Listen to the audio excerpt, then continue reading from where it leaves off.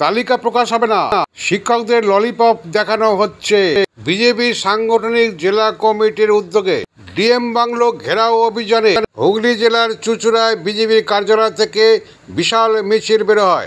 বিশাল police আটকে দেয় ঠিক ডিএম বাংলোর আগের মোড় ঘড়ির মোড়ে।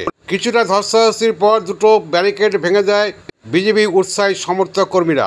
তারপর আর যেতে পারে না। সেখানে বিজেপির ছোট পথসভা করার পর সাংবাদিকদের মুখোমুখি হন রাজ্যের সভাপতি বিজেপির সুকান্ত মজুমদার। বলেন, মুখ্যমন্ত্রী কি ভিখারি? শিক্ষক থেকে শুরু করে সবার কাছ থেকে টাকা চাইছে, ঘুষ নিচ্ছে। 2008-এর তার স্ত্রী জড়িত নয় শিক্ষকদের যোগ্য অযোগ্য প্রশ্নে। আমার স্ত্রী 2008 সালের এসএসসি।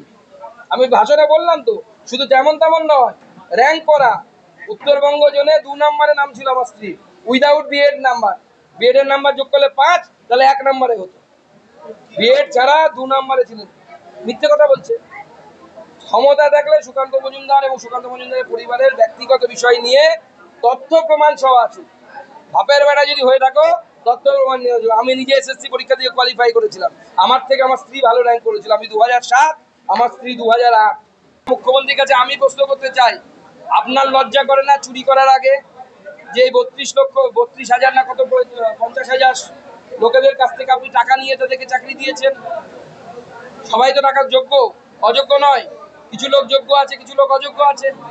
তাদের কাছ থেকে টাকা নিয়েছেন। লজ্জা লাগে না আপনার টাকা নিতে? ভিখারি নাকি আপনি?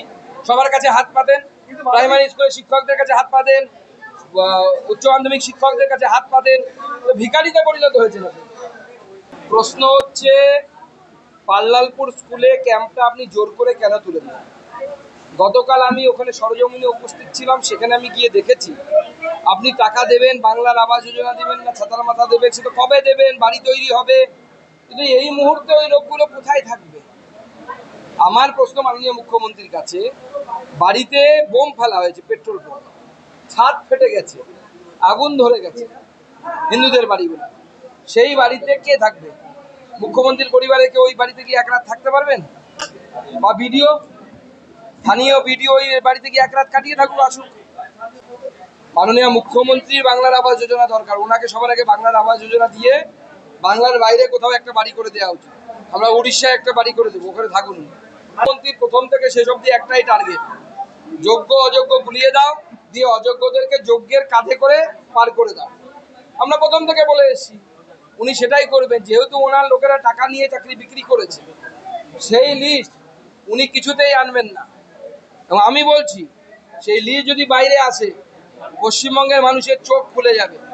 দেখা যাবে অযোগ্যদের মধ্যে 60%-এর বেশি বিশেষ এক ধর্মীয় সম্প্রদায়ের মানুষের নাম। মুখ্যমন্ত্রীর আবেদন কাজে যোগ দিলে মাইনা পেতে কোনো অসুবিধা হবে না, এই প্রশ্নের উত্তরে তিনি বলে দেখুন, কাজে জয়েন করবে, মাইনে পাবেন নির্দিষ্ট সময় পর্যন্ত, সেটা সুপ্রিম কোর্ট বলে দিয়েছে। যোগ্যদের, অযোগ্যদের কিভাবে মাইনে দেবেন আমাদের জানা নেই। যদি দেন সেটা কন্টেম্প অফ সুপ্রিম কোর্ট হবে। যদি কেউ আবার সেখানে যায়, তাহলে মুখ্যমন্ত্রী জেলে যাবে, কন্টেম্প অফ সুপ্রিম কোর্ট করার দায়। দেখুন, তালিকা প্রকাশ এই সরকার কিছুতেই করবে না। সব শিক্ষকদেরকে ললিপপ দেওয়া হচ্ছে। তালিকা প্রকাশ করলে পরে কাদেরকে টাকা নিয়ে চাকরি দিয়েছে তৃণমূল কংগ্রেসের নেতারা, সেটা ধরা পড়ে যাবে, সবার সামনে চলে আসবে।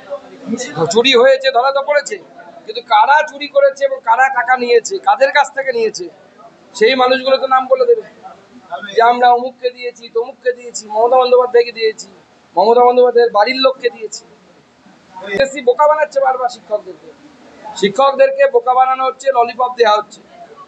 আজকের অভিযানে দুটো ব্যারিকেড ভেঙে দেওয়া হয়েছিল, কিন্তু তারপরে কংক্রিটের লোহার ফেন্সিং থাকায় আমরা ভাঙতে পারিনি।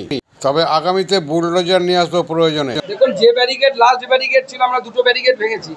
তারপরের যে ব্যারিকেড, সেই ব্যারিকেড হচ্ছে মাটিতে পুঁতে কংক্রিটাইজেশন করে তোলা হয়েছিল।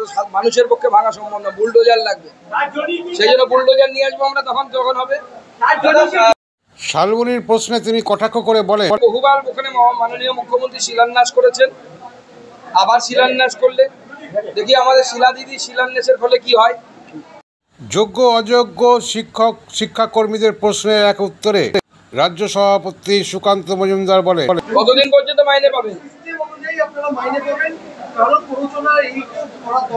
না, মুখ্যমন্ত্রী বলুন না। আজকে প্রচুর জেলায় স্যালারি বিল এখনো পর্যন্ত প্রসেস হয়নি শিক্ষকদের। আগামী মাসে তারা মাইনে পাবেন কি পাবেন না জানে না, কারণ যদি অযোগ্যদের স্যালারি বিল হেডমাস্টার মশাই কোনো স্কুলের বা ডিআই প্রসেস করেন তাহলে তারা কন্টেম অফ কোর্টে পড়বেন। কে দায় নেবে? মুখ্যমন্ত্রী দায় নেবেন? দেখুন, চুরি করেছে তৃণমূল, মমতা বন্দ্যোপাধ্যায় চুরি করেছে, সেই জন্য এই শিক্ষকদের চাকরি গেছে। ঠিক আছে, অন্য কারো ঘাড়ে দোষ দিয়ে মমতা বন্দ্যোপাধ্যায় পার হতে পারবে না। ধন্যবাদ।